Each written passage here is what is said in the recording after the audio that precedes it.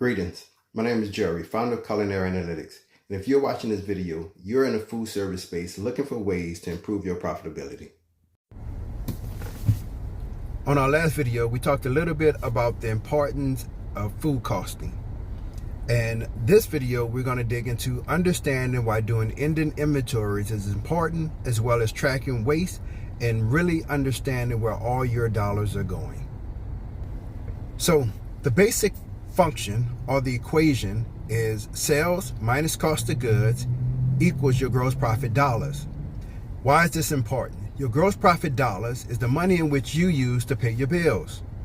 And in order to actually understand your gross profit dollars, you have to be able to understand what's your cost of goods sold.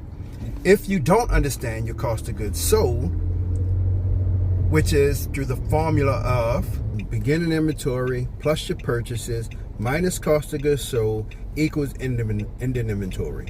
We do a little order of operations. You flip the ending inventory in place of the cost of goods sold. So now your equation says beginning inventory plus your purchases minus your ending inventory shows you your cost of goods sold. If you are not doing inventories at the end of any period, you are not accurately predicting out your cost of goods sold. And what you're probably doing is using your purchases as the measuring or in place of your cost of goods sold, which is ignoring your waste. So if you're ignoring your waste, then there is no way for you to truly identify how to improve your financial outcomes.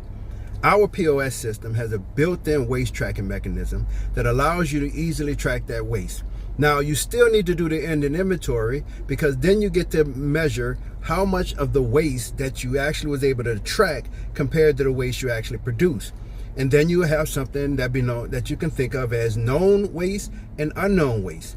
And if you have a bucket of known waste, now you can take action to reduce purchases, to coach the person who has caused the most waste through inappropriate taking orders, therefore having the kitchen take things. Oh, that's one of the other things our system does. You can track by ingredient or you can track by plate, and you can identify the person who's responsible for that waste. All built in our POS system. Let's talk about how Culinary Analytics helps solve this problem. First, we have a waste tracker built into our system. Secondly, we have a perpetual inventory. So when your bookkeepers are inputting the data from your purchases or from your expenses, they can also input the data from your purchases, which allows us to maintain a proper on-hand inventory.